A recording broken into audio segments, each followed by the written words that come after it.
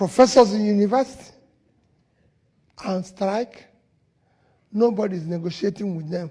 We're negotiating with bandits. This is politics.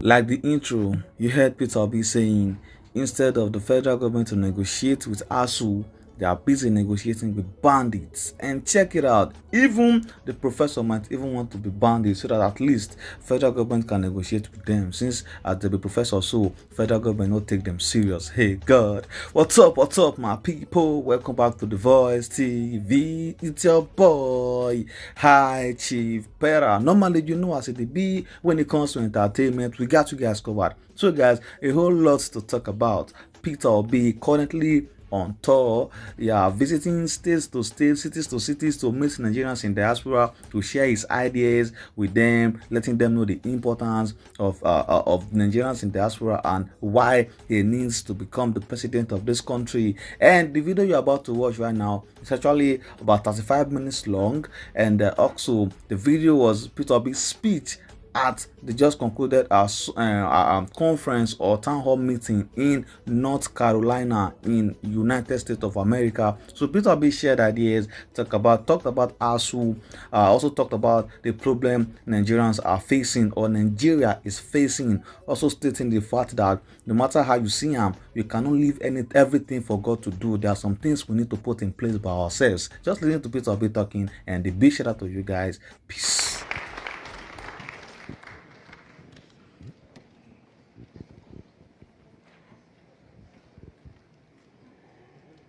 Let me very respectfully stand on every and all due existing protocols. Mine is going to be more of an interactive section because I want to learn. I want to listen to you. I want to listen to your questions, be able to answer them, and be able to take notes. As you've listened to Professor Tommy, who I've told you about what we're doing, we're not trying to run the usual politics where somebody is campaigning to be president or to be governor, or to be anything. We're trying to bring a change in a collapsed system. When we bring a change, bring a true change, a change that is committed where all of you and everybody is involved. We want to take back our country.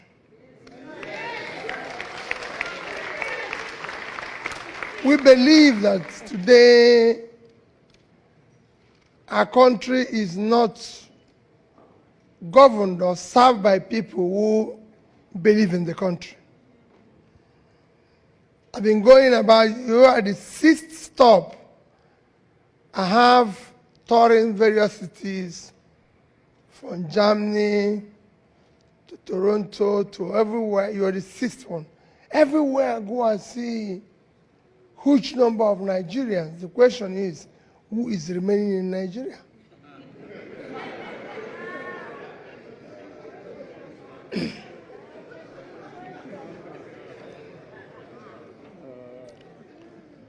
Those who are remaining are probably those who couldn't get out.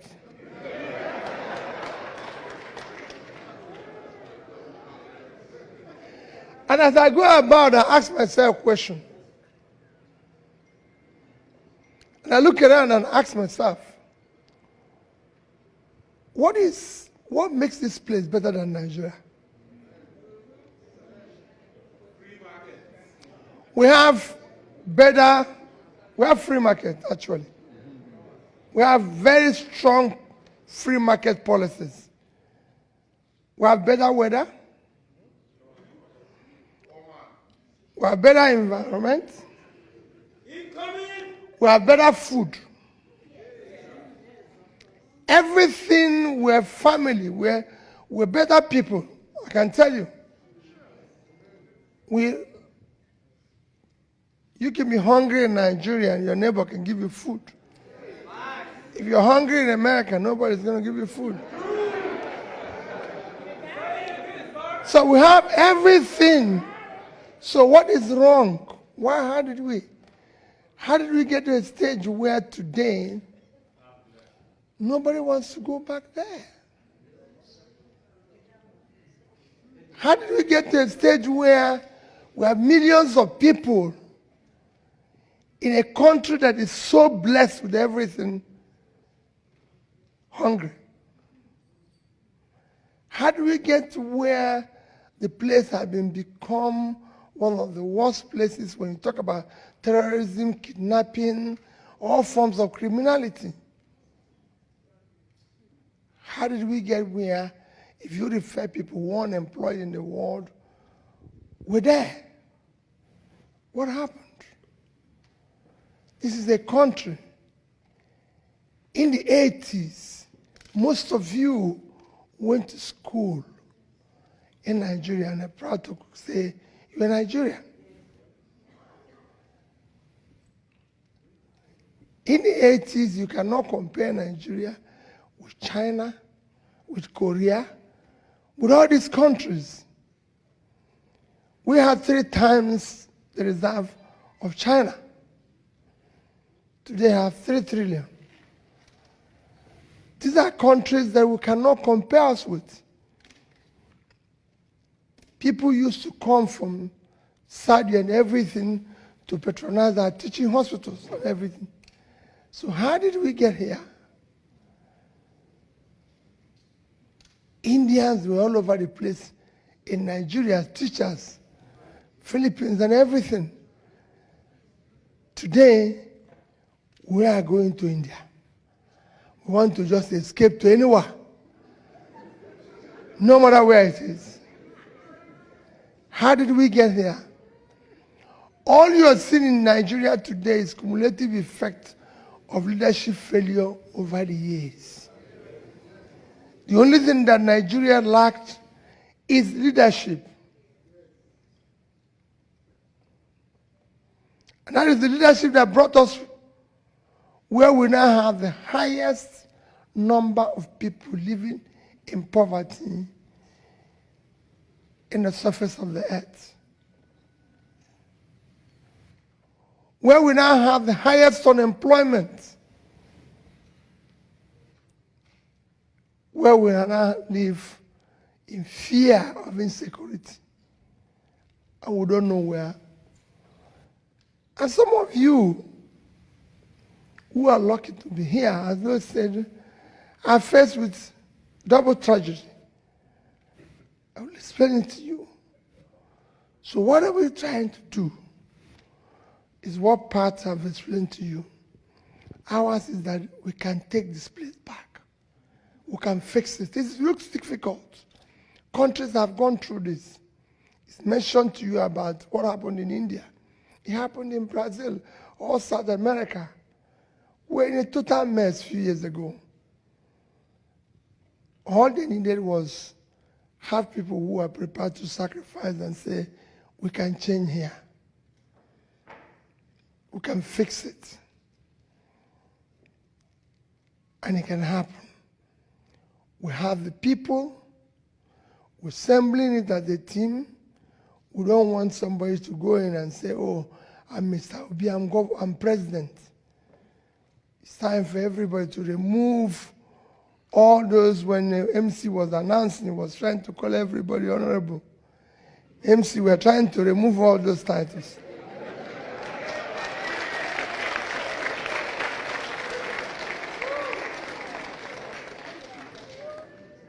We want to remove the fact. We don't want to call people excellence again in Nigeria, because there's nothing excellent there again. We don't want people to be distinguished. When I came in here, like I said to every other place I've been, I saw people, but I noticed that maybe it wasn't you people, because I'm not happy. And I thank people of Sadia that we're doing this in a church. That's actually where we should be now. So wherever I go, they've been trying to celebrate or sing, and I said, no more celebration in Nigeria. It is time for us to get to work and fix the country.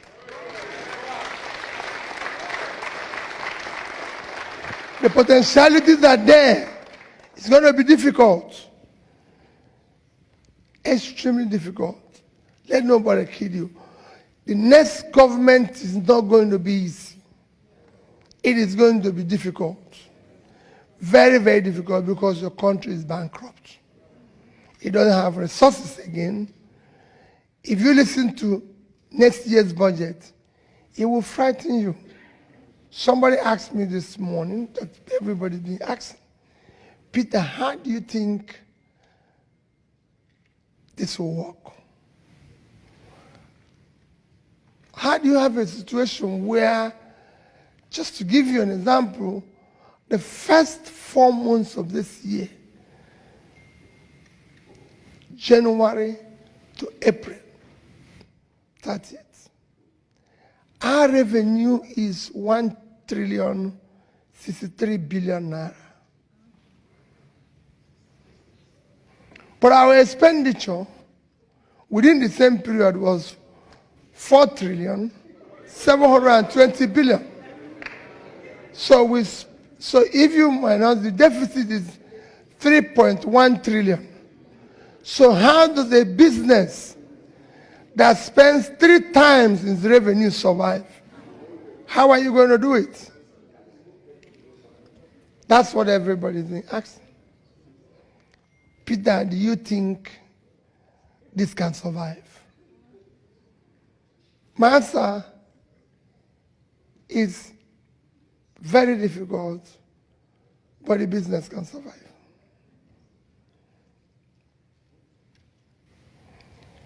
It can survive with borrowing money. Our next year budget is going to be about 18 trillion, and we're going to borrow 11. Again, the question is, how is this business going to survive? And I told somebody earlier this morning, I said to him, the business will survive.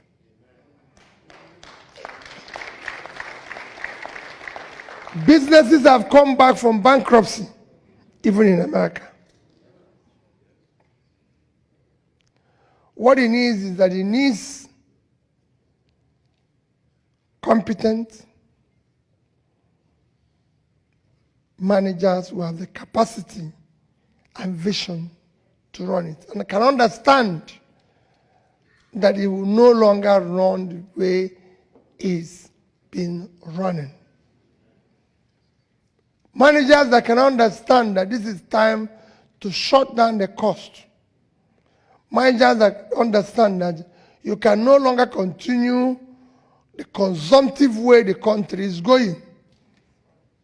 The country must go into production. People who understand that you can no longer borrow money for consumption. You borrow money for investment. That is the only way you can come back alive. And that's what we need. But to do that requires a lot. Prof, I've told you about foreign investor. That is my main topic with you who are here. Why am I going around talking to you, pleading with you? One is that you are the main and number one and most important foreign investor the country requires. Nobody, no foreigner can come and invest in Nigeria unless you come and invest.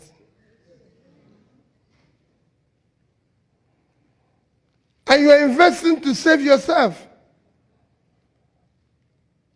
Because what are you doing today? Your case is a double whammy. You've run away because you think things are bad. That's why you are here. You didn't come here because you want to be here. At least 70% of you. You came because you ran away. But what is even worse for you? You ran away and you are not in a problem. Because here you are working very hard and you can't live in peace because the people you left behind, you have to take care of them.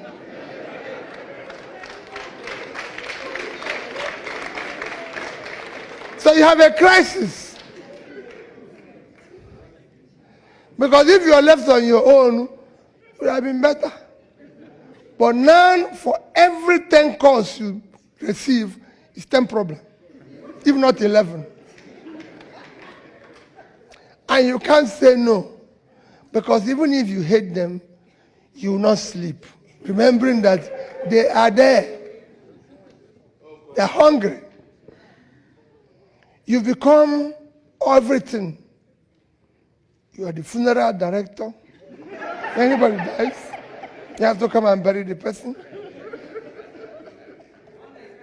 You are a doctor. You are a nurse.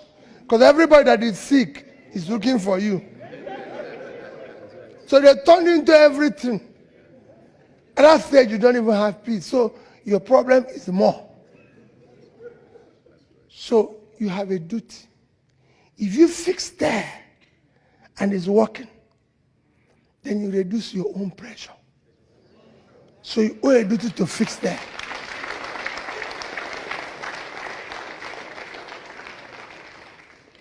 If you fix there and make that place productive, what do?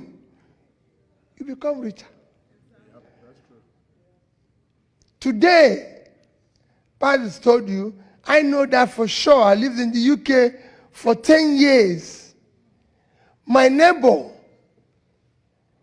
I live in my father, I live in number 66. My neighbor was in 64. Because things started working well in his country, in India, he went there and built a factory. The factory employed people from his area. They were producing, they were being paid salary, and he was exporting the goods to the UK and making more money. All these tech companies you see in India, those who started them started from here. So in their own case, they were investing, they're making money, they became richer. In your own case, you're throwing money because you're not a welfare officer who is throwing his money there and you're not getting anything. So you're becoming poorer and the other people are not doing anything because they're not producing anything. So you're going to live your life and die doing welfare. No. If you have the place to work and it becomes productive, you are the first people who are going to come without your resources. That's what my neighbor did. He borrowed money from UK, mortgaged his house, took the money and built a factory. But you know today, everything you take back there is gone. No, no return. Nothing. Have you ever taken anything back and you saw any return? No. More complaint will come. In fact, before that one reach, they sent the new batch of wine you need to attend to. You can't even go back because of insecurity. Now people buried by Zoom. I've gone to burial recently. The children are talking to us in Zoom. It's only people like me that were there. So you see the crisis you face. So you must fix there. Because the problem of there is just leadership. Simple. Nothing else. Not anybody tell you, oh, there's a problem with Nigeria. There's no problem with Nigeria. Problem with Nigeria is that you hired incompetent people who don't have any capacity to do anything. So all they do is tell you in schools, tell you a story. There's nothing insecure in a place. It's either you have a state or you don't have a state. You can't have non-state actors be more powerful than state. It's not possible. You can't have a state where they now tell you that people are stealing Nigerian oil. Oil is not something you put in your pocket. It's not a grocery thing. For you to steal oil, it has to be through ship. The ship have to come into your waters. Navy have to approve for ship to come into your waters. Because you have a navy. So it is being stolen by the same people.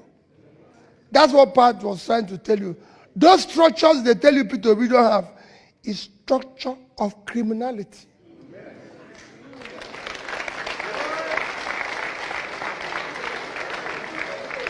It is that structure that I want to remove. Because that structure is structure that made it. So it's simple. There's no reason anybody. So anybody who tell you insecurity is this. Yes.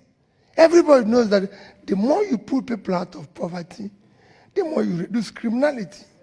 The more you equip your police and everything, I said, everybody knows that. It is important. Structure that makes it impossible that you can't invest in human capital development. Everybody knows that the more you invest in education of your people, the more money you make. Nigeria have enough population. Somebody got up here and said, oh, we now get from diaspora remittances about 20 billion or 30 billion or 20-something billion. No, I want it to be 50 billion. We would do like other countries where we educate our people and have a ministry that ensure how they even leave the country in an organized manner. And they remit money. Because we have the population. We have everything. We have a country with vast land. Vast cultivated land. And people are begging for food. It does not happen anywhere in the world. Only in Nigeria. We have millions of people that are not contributing anything except disturbing you. People are stealing our commonwealth without conscience.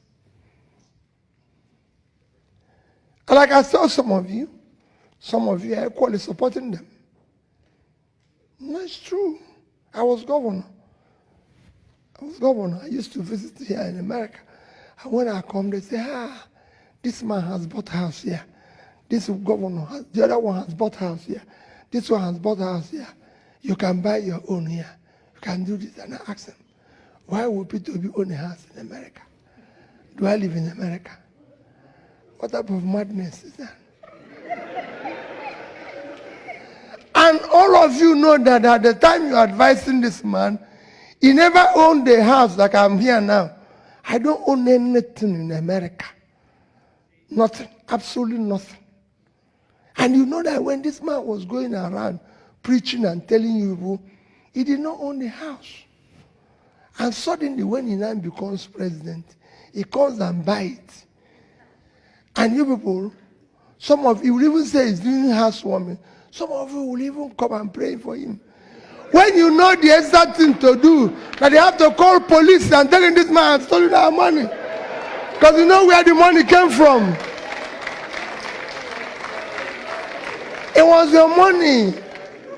The man didn't own it at the time he was telling you. Now he start telling you, I used to have money.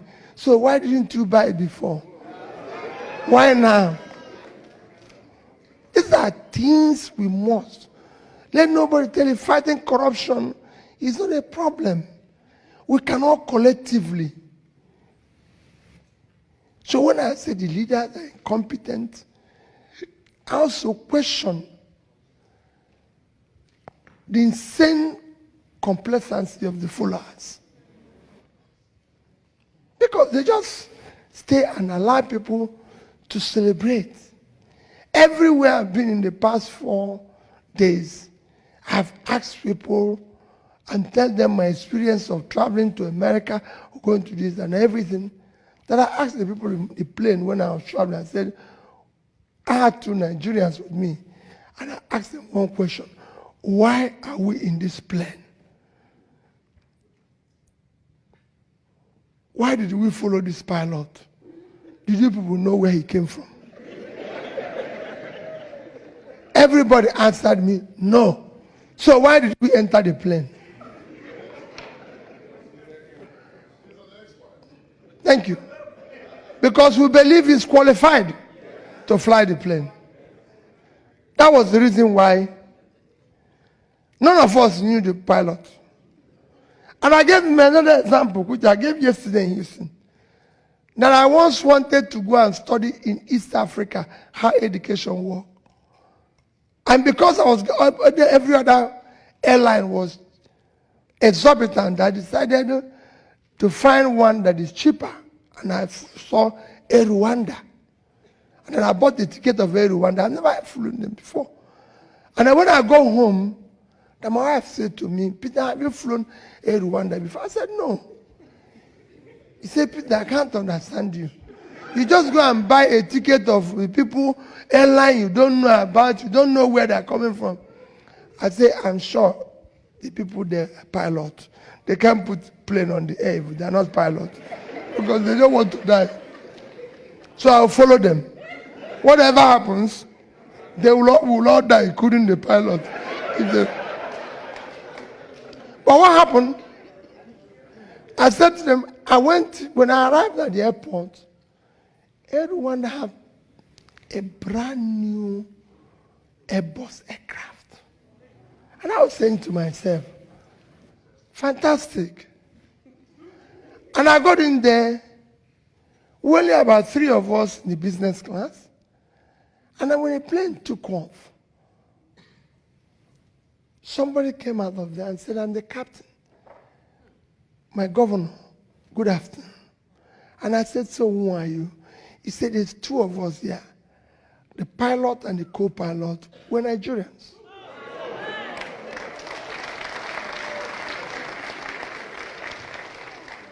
Well, because they have no one to, Nigeria doesn't have the one they can fly. They started flying the other one. If they were Nigerians, they would have said whether they came from north or east or west or central before they put them in the cockpit. That's why the other one failed. They didn't. And I can't go on and on. My dear people, you have a duty. You can reduce your cost. And the way to reduce your cost is to be involved in this change that we're doing. Everybody. That's what I'm doing. That's what Professor Tommy is doing. I tell him every day, you're going around, a professor of political economy.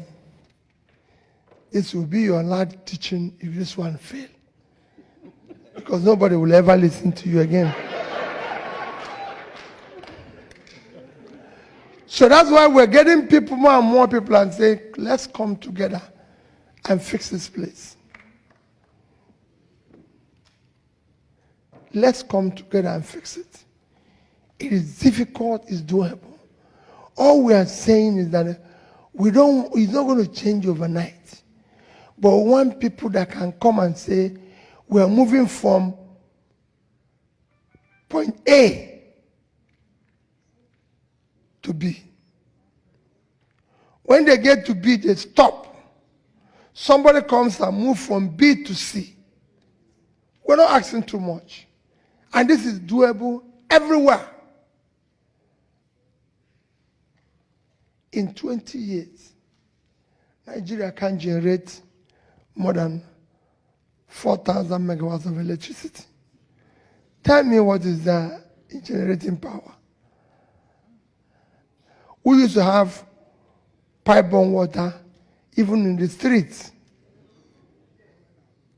we used to have electricity. They used to take like 2 hours and people were shouting. 2 hours, 3 hours. Now it's become days. You are the one saying, and you're still sending money. That is why you spend less of that money, let's change them. Otherwise, it will be forever. Now it's become weeks for nothing. What is that? Nigeria is a country of 200 million people. The biggest country in Africa. The most important country in Africa. With people like you, everywhere you go on the surface of the earth, you see Nigeria playing the role of being an expert, role of being one of the best.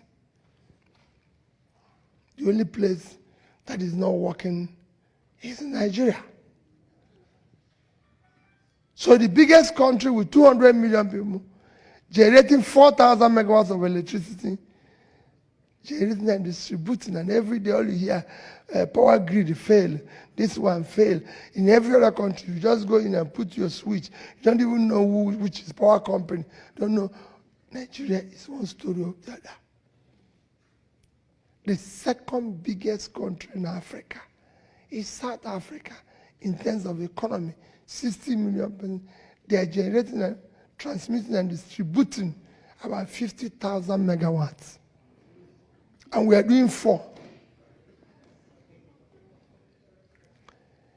In the past 3 weeks, South African government had declared emergency in power. You can go and Google it. They declared emergency because they said the power is not enough, it's affecting production, it's affecting this. So they've said anybody can generate power up to 100 megawatts without license. So somebody who is generating about 50,000 have declared emergency. And somebody who is generating 4 have not even declared anything. When he should have done, what he would have done now is not to declare emergency, but I don't know what he would have declared. Maybe only God knows what he would have declared. But he has not declared anything. It's still normal.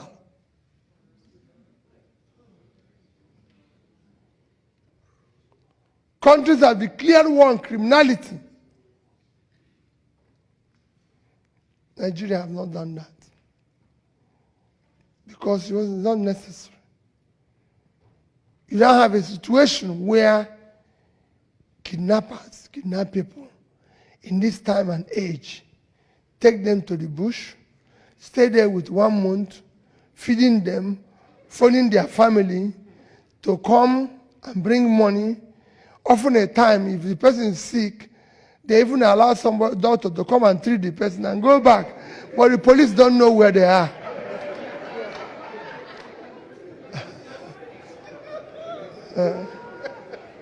The only person who don't know where they are is police. But doctors know where they are. To go and treat the person if he's sick. So they wait.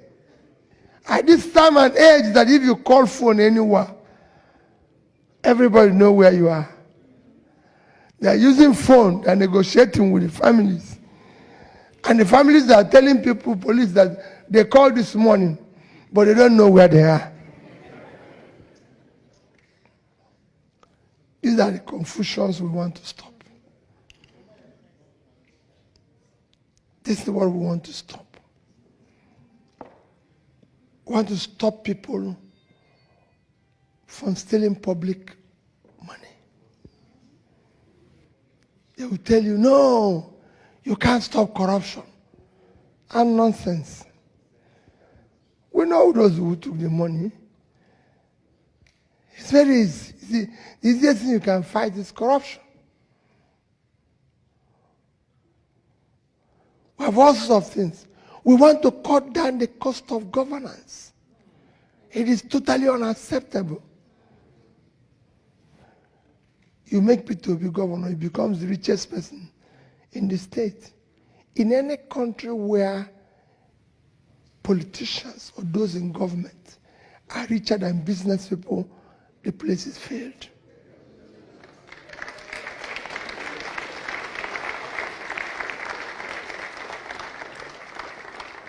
You celebrated doctor.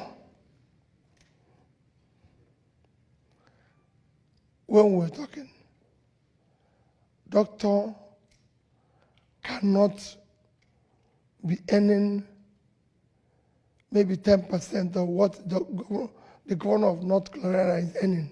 How can? And he's still practicing. Professors in university on strike. Nobody's negotiating with them. We're negotiating with bandits.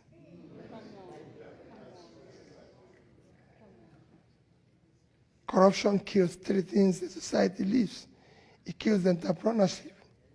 It kills professionalism and hard work.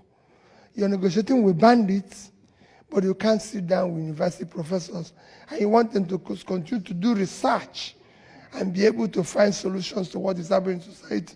Why don't I become a bandit and negotiate with government?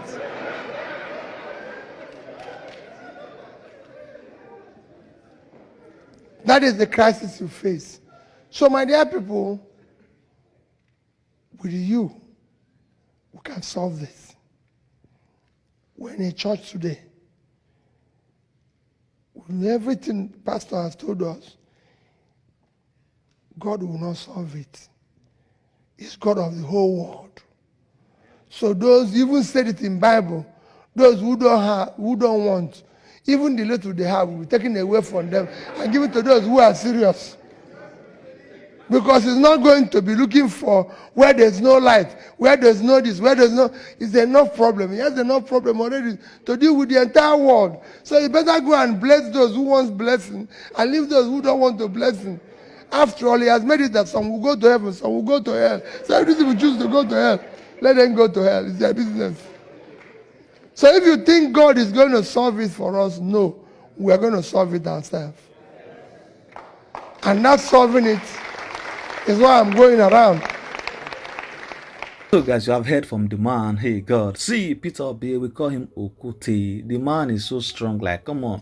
See, Peter Obi will be in California today. The next minute he'll be in Texas. Before you close your eye, you'll be in Canada. Come on. The man, people they talk, the man not the rest. But I believe say I'm very, very happy at his age. That's to let you know, say man, that man they agile. See, some presidential candidates not go feel even do half of what Peter Obi they do, like visiting 2 states in 1 day. They're not go fit. They get the code, so where the power day? You want me people collapse, that kind of thing. So now that kind of person now we even want. Talking about the stamina, the man is the man gets strength, he get the vibes. Now that kind of person we want make the ASUU rock. So definitely come 2023, Peter Obi is going to be winning, and I'm sure, or I believe Peter Obi will be coming to Nigeria any moment from now, because campaign is going to be kicking off officially this month. I'm talking about September 28th, this particular month, just few weeks from today. So the campaign will kick off. I believe once the campaign kick off, more things, more activities will unveil. So from there we'll see 1 or 2 things about the plans and everything, both the presidential debates and everything. So but till then, just chill with this content, like Peter Obi's speech from North Carolina. I also have other updates I'll be posting later today, so just stick around the channel, and the big shout out to you guys. Peace.